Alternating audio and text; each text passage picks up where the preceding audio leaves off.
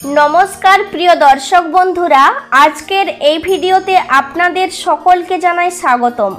আজকের এই ভিডিওতে আপনাদের সামনে ব্যক্ত করব আমরা প্রত্যেক হিন্দু গৃহস্থের বাড়িতে সন্ধ্যা প্রদীপ দিই, কিন্তু সন্ধ্যা প্রদীপ দেওয়ার সঠিক নিয়ম ও সময় কখন তা আমরা অনেকেই জানি না। তাই আজকের এই ভিডিওতে আমরা আলোচনা করব যে প্রতিদিন বাড়িতে সন্ধ্যা প্রদীপ কেন দেওয়া হয়, সন্ধ্যা দেবার সঠিক সময় ও নিয়ম কি রয়েছে, সন্ধ্যা প্রদীপ প্রজ্বলন মন্ত্র ও ঠাকুর ঘরে সন্ধ্যা প্রদীপ দেওয়ার মন্ত্র ও তুলসী তলায় সন্ধ্যা প্রদীপ দেওয়ার মন্ত্র এবং তুলসী প্রদক্ষিণ মন্ত্র এবং সন্ধ্যাবেলায় কোন ধরনের কাজগুলো ভুলেও করা উচিত নয়। তাহলে বন্ধুরা পুরো ভিডিওটি মনোযোগ সহকারে শ্রবণ করুন। আমরা প্রথমেই জেনে নেব যে সন্ধ্যা প্রদীপ দেওয়ার নিয়ম। অগ্নি হলো জ্ঞানের প্রতীক। স্বয়ং ঈশ্বর আমাদের মনের অন্ধকার দূর করার জন্য আলোর পথ দেখান, তেমনি প্রদীপের আলো অন্ধকারকে দূর করে আলো নিয়ে আসে।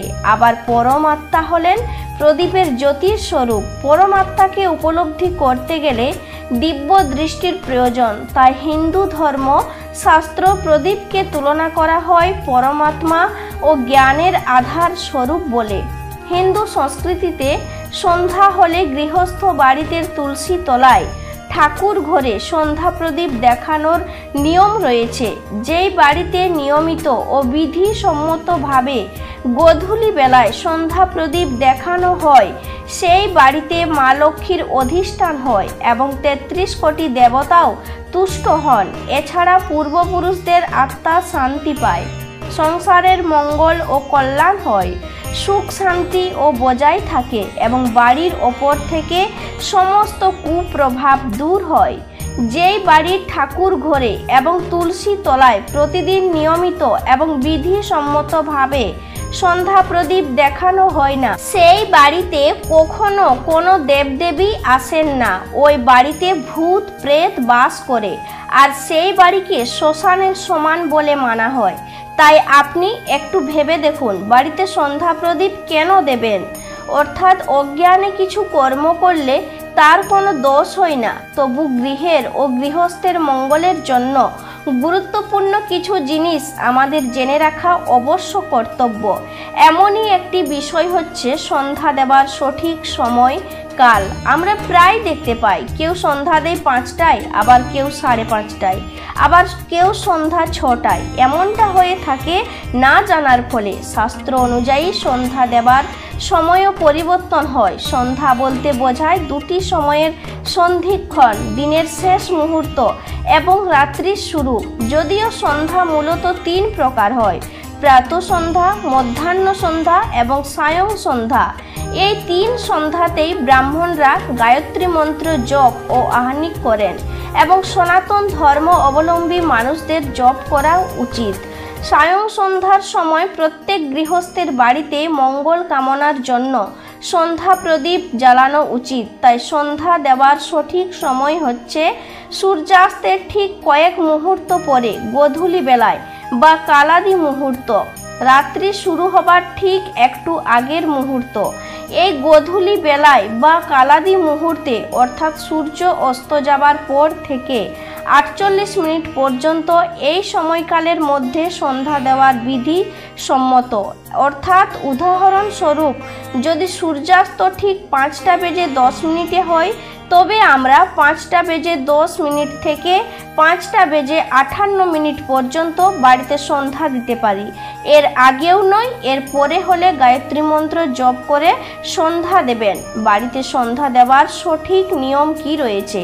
হিন্দু শাস্ত্র অনুযায়ী সবার প্রথমে সন্ধ্যা দেওয়ার আগে শুদ্ধ হয়ে শুদ্ধ কাপড় পরে আপনার কাপড়ের আঁচলটি গলায় জড়িয়ে নিয়ে মাথায় সামান্য গঙ্গা জল ছড়িয়ে শুদ্ধ হয়ে নেবেন।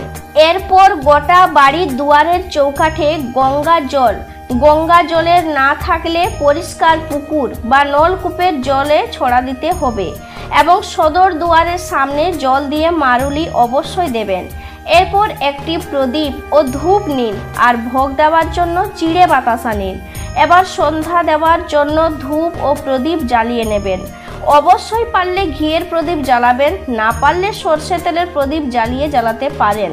প্রদীপ জ্বালানোর সময় এই মন্ত্রটি অবশ্যই বলবেন।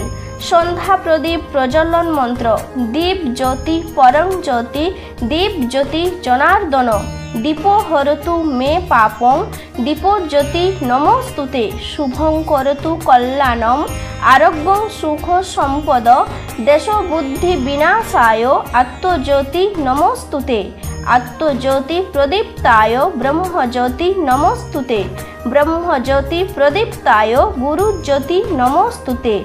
আপনি যদি এই মন্ত্র না বলতে পারেন তাহলে হরে কৃষ্ণ মহামন্ত্র হরে কৃষ্ণ কৃষ্ণ কৃষ্ণ হরে হরে, হরে রাম রাম রাম হরে হরে জপ করতে পারেন। ঠাকুর ঘরে সন্ধ্যা প্রদীপ দেওয়ার মন্ত্র: এরপর আপনার বাড়ির ঠাকুর ঘরে সকল দেবদেবীকে ধূপ ও প্রদীপ দেখিয়ে প্রণাম করবেন এবং হরে কৃষ্ণ মহামন্ত্র জপ করবেন।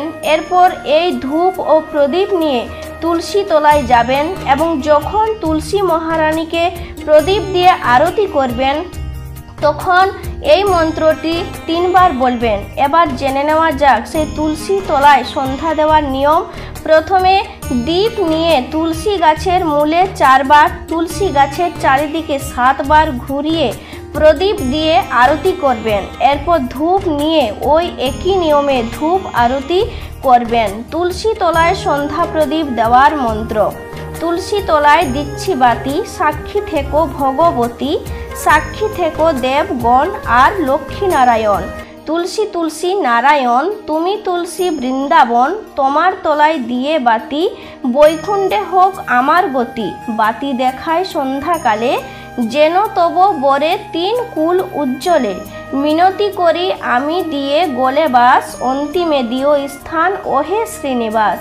এই ক্ষেত্রে আপনি যদি মন্ত্র না বলতে পারেন তাহলে হরে কৃষ্ণ মহামন্ত্র বলে সন্ধ্যা প্রদীপ দেখাতে পারেন। আরতি করা হয়ে গেলে ভক্তি ভরে তুলসী দেবীকে মন্ত্রটি বলে প্রণাম করবেন। তুলসী দেবীর প্রণাম মন্ত্র: তুলসী তুলসী মাধবীলতা, কৌ তুলসী কৃষ্ণ কথা শুনলে কানে, দ্বাদশ প্রণাম তোমার চরণে। তুলসী দেবীকে প্রণাম করার পর তুলসী মঞ্চকে পরিক্রমা করবেন।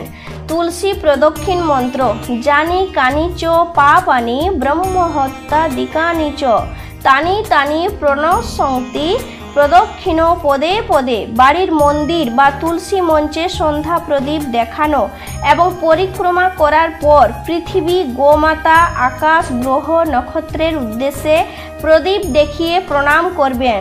এরপর প্রত্যেক ঘরে রাখা ভগবানের ফটো বা চৌকাঠে সন্ধ্যা প্রদীপ দেখিয়ে প্রণাম করবেন।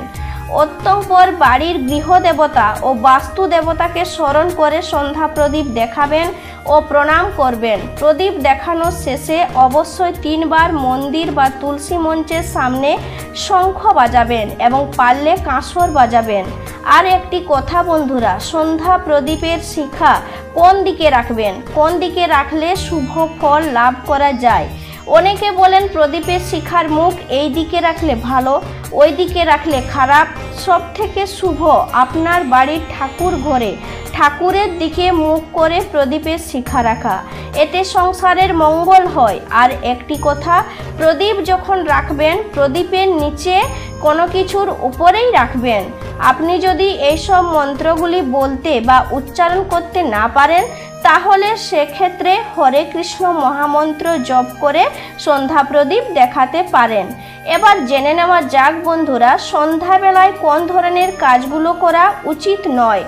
সন্ধ্যায় রজতম শক্তি পরিবেশে প্রবল থাকে। এই সব কাজের মাধ্যমে রজতম শক্তি আমাদের শরীরকে আকর্ষণ করে ও শরীরে প্রবেশ করার চেষ্টা করে।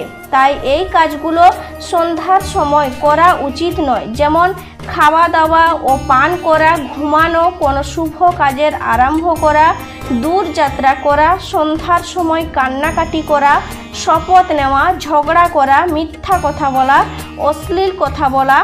এছাড়া সন্ধ্যার সময় টাকা পয়সার লেনদেন করবেন না। দরজার সামনে বা চৌকাঠে বসবেন না। ঘর ঝাড়ু দেওয়া বা মোছা উচিত নয়, তাই সন্ধ্যার পূর্বে ঘর পরিষ্কার করা বা মোছা উচিত। এছাড়া গর্ভবতী মহিলারা সন্ধ্যাবেলায় ঘরের বাহিরে অযথা ঘোরাঘুরি করবেন না। স্ত্রী সঙ্গ ও সহবাস নিষিদ্ধ। এছাড়াও বেশ কিছু কাজ শাস্ত্রে সন্ধ্যাবেলায় করা নিষিদ্ধ, যেমন বেদ পাঠ ও বেদ বহন। সন্ধ্যা হলো রাত্রির আরম্ভকাল, মানে প্রদোষকাল। বেদ অনুসারে প্রদোষকালে বেদ পাঠ করা বারণ। এবার আসুন জেনে নিই প্রতিদিন সন্ধ্যার সময় কোন কাজগুলি করা উচিত। আপনি যদি দীক্ষা নিয়ে থাকেন তাহলে সন্ধ্যার সময় গুরু মন্ত্র তুলসী মালা জপ অবশ্যই করবেন। আর আপনার যদি দীক্ষা না নিয়ে থাকেন তাহলে আপনি হরে কৃষ্ণ মহামন্ত্র জপ করতে পারেন। এই হরিনাম সংকীর্তন জপ এবং কীর্তন করবেন এবং শ্রীমদ্ ভাগবত গীতা পাঠ করবেন। এই কাজগুলো যদি প্রতিদিন করেন তাহলে শ্রী রাধা গোবিন্দের কৃপা সংসারে সুখ শান্তি বজায় থাকবে। এতে আপনার আধ্যাত্মিক উন্নতি হবে এবং মনও শান্ত থাকবে। তাহলে বন্ধুরা, এখানেই ভিডিওটি শেষ করছি। সবাই ভালো থাকুন, সুস্থ থাকুন। নমস্কার, ধন্যবাদ। ঈশ্বর আপনার সর্বদা মঙ্গল করুক।